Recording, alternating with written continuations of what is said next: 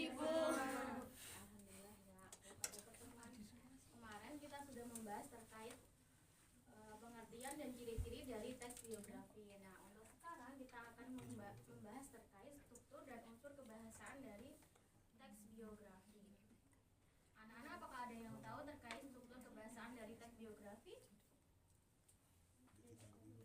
Belum ya. Oke, sebelum itu kita akan membahas tujuan pembelajaran terlebih dahulu. Nah, tujuan pembelajaran pada siang hari ini kita akan belajar terkait peserta didik mampu memahami struktur teks biografi dan peserta didik mampu memahami unsur kebahasaan dari teks biografi. Anak-anak, apakah kelihatan ininya? Sekali dianya?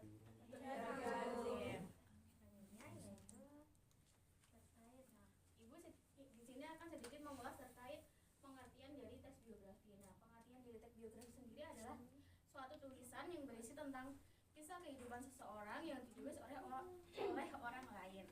Nah, biasanya dalam teks biografi ini memaparkan riwayat kehidupan seseorang berdasarkan fakta, data, dan peristiwa atau kejadian yang pernah dialami.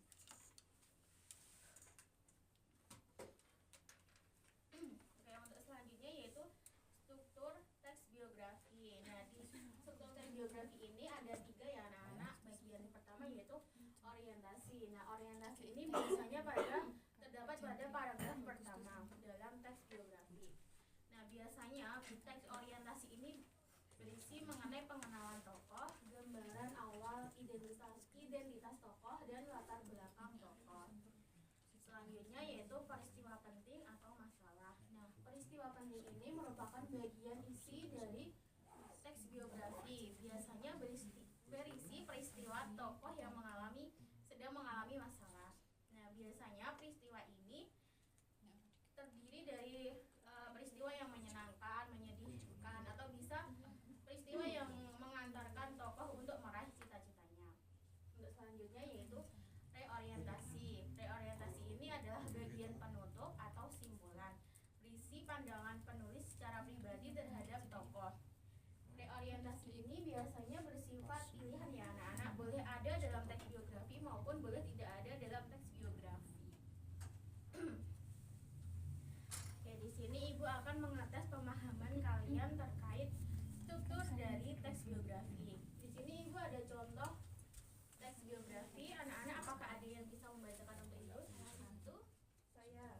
Boleh, silahkan Mbak Nabila. Biografi R.A. Kartini. Raden Ajeng Kartini lahir pada 21 April 1879 di Jepara, Jawa Tengah. Ia berasal dari keluarga bangsawan Jawa dan merupakan putri dari Raden Mas Adipati Aryo Sosroningrat. Kartini dikenal sebagai pelopor emansipasi wanita Indonesia. Kartini sempat bersekolah di Europe Library School atau LS dan belajar bahasa Belanda. Namun saat berusia 12 tahun ia harus berhenti sekolah karena dipingit. Meski begitu, ia tetap belajar secara mandiri dan rajin menulis surat kepada teman-temannya di Eropa. Kartini memperjuangkan hak pendidikan bagi perempuan dan mendirikan sekolah untuk perempuan pribumi. Ia wafat pada 17 September 1904 setelah melahirkan anak pertamanya. R.A. Kartini dikenang sebagai tokoh penting dalam perjuangan hak perempuan di Indonesia. Gagasan dan semangatnya harus menginspirasi generasi muda. Hari kelahirannya diperingati setiap tahun sebagai Hari Kartini. Oke, terima kasih Mbak Nabila sudah membacakan teks biografi R.A. Kartini. Nah, di sini Ibu punya pertanyaan nih. Manakah yang termasuk orientasi, peristiwa penting, atau masalah, dan reorientasi?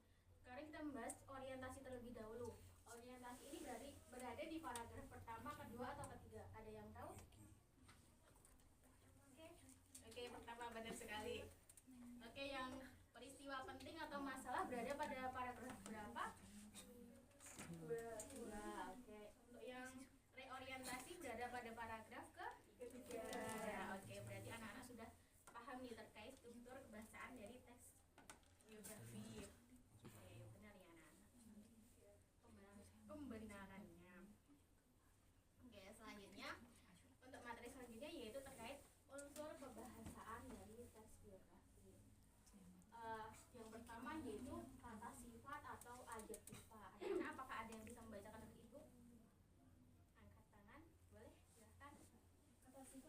berupa kata yang menjelaskan atau membuat kata benda atau kata ganti orang lebih spesifik.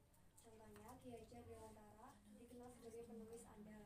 Yang kedua, tulisan-tulisannya sangat komunikatif, tajam, dan patriotik. Ya, terima kasih. Selanjutnya yaitu kata ganti fenomena. Nah, kata ganti ini dipakai untuk mengacu pada kata benda, nomina lain. Kata ganti ini biasanya terletak pada subjek ataupun objek. Nah, kata ganti ini ada 3 macam, yaitu kata ganti orang pertama tunggal dan jamak, kata ganti orang kedua tunggal dan jamak, dan kata ganti orang ketiga tunggal. Yang selanjutnya yaitu kata penanda waktu. Terdiri atas kata hubung, konjungsi, kata depan, preposisi, dan kata benda yang berkenaan dengan urutan waktu atau bersifat kronologis. Contohnya yaitu pada akhirnya mereka diizinkan ke negeri Belanda. Nah, pada kata akhirnya ini yang termasuk dalam kata penanda waktu. Selanjutnya, kata kerja material. Kata ini menunjukkan aktivitas yang sedang dilakukan subjek atau adanya tindakan fisik atau mental. Contohnya pada kata membentuk, bekerja, dan lain sebagainya. Selanjutnya yaitu pada kata kerja pasif. Kata kerja yang subjeknya dikenal suatu pekerjaan, biasanya memiliki imbuhan di atau ter. Nah, contohnya yaitu pada dibesarkan dan terlihat. Selanjutnya yaitu kata kerja aktivitas mental. Kata kerja ini mengutarakan suatu respon terhadap sebuah sikap, kondisi, atau pengalaman tertentu. Contohnya pada kata mencurahkan dan menghendaki. Oke, pada selanjutnya yaitu kita akan diskusi terlebih dahulu, tapi kita mau melakukan ice breaking terlebih dahulu karena anak-anak ini terlihat sangat ngantuk ya. Iya. Oke, Ibu minta kalian untuk berdiri. Sebentar ya, Ibu pelajaran.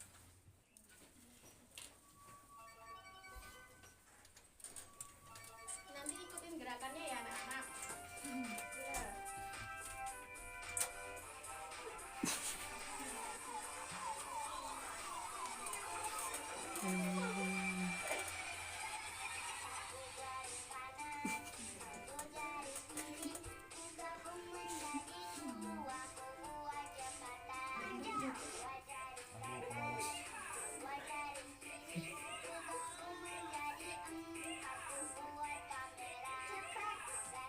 Ya, sambil nyanyi boleh.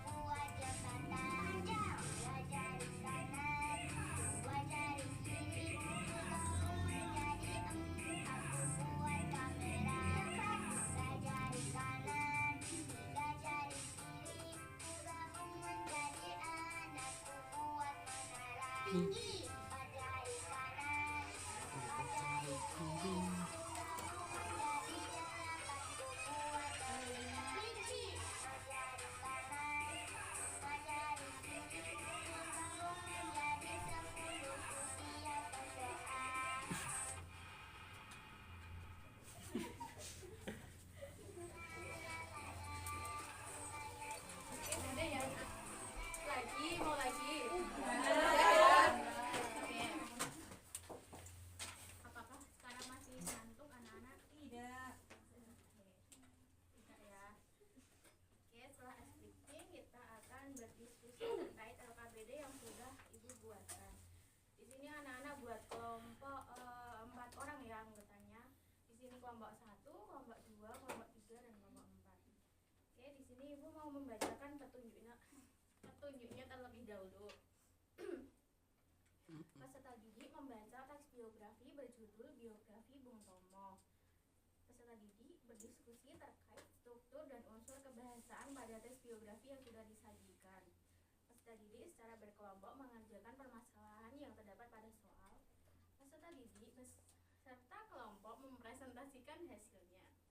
Ibu bagikan LKPD-nya ya anak-anak. Iya. Iya, Bu. Ini kelompok 1, kelompok 2, kelompok 3, kelompok 4. Oh, ya udah ini kelompok 4. Nanti kalau ada yang ditanyakan bisa tanyakan ke ibu ya anak-anak. Iya, Bu.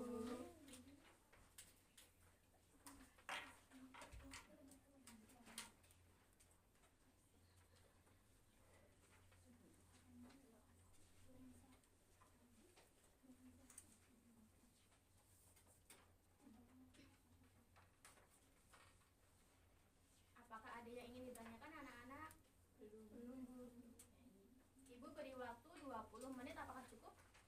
Cukup, Bu. Oke, dimulai dari sekarang ya.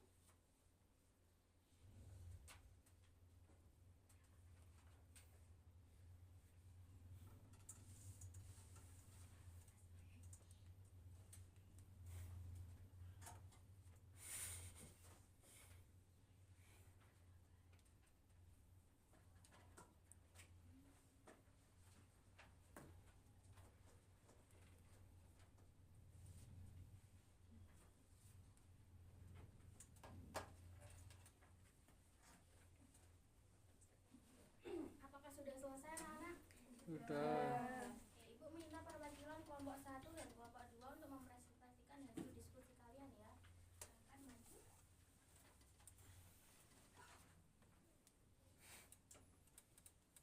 Nanti kelompok 1 membacakan jawaban nomor 2, kelompok 2 nanti membacakan jawaban nomor 3 ya. Enggak semuanya dibaca enggak apa-apa. Nomor 2, jika sudah selesai membaca teks biografi Bung Tomo, analisislah struktur kebahasaan teks biografi tersebut dan tuliskan dalam tabel di bawahnya. Pertama, orientasi. Sutomo atau Bung Tomo lahir di Kampung Blauran, Surabaya. Dia berasal dari keluarga kelas menengah dengan latar belakang orang tua yang berbeda suku. Pendidikan dan kepribadiannya diceritakan.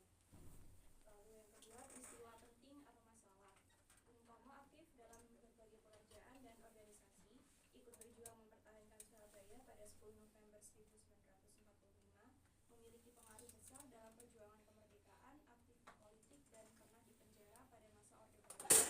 Lalu yang terakhir, orientasi. Bung Tomo wafat saat menunaikan ibadah haji di Mekah, jasanya diakui bangsa Indonesia dan dimakamkan di Surabaya. Kemudian soal nomor 3 yaitu carilah unsur kebahasaan teks biografi tersebut yang dapat kalian tuliskan dalam tabel di bawah ini. Yang pertama yaitu kata ganti pronomina. Yang pertama pronomina persona. Bentuk dirinya. Contoh dalam kalimat dirinya juga mengaku mempunyai persalinan darah. Kemudian kata kerja material. Nah, kata kerja material yang pertama yaitu dilahirkan. Contoh dalam kalimat Sutomo dilahirkan di Kampung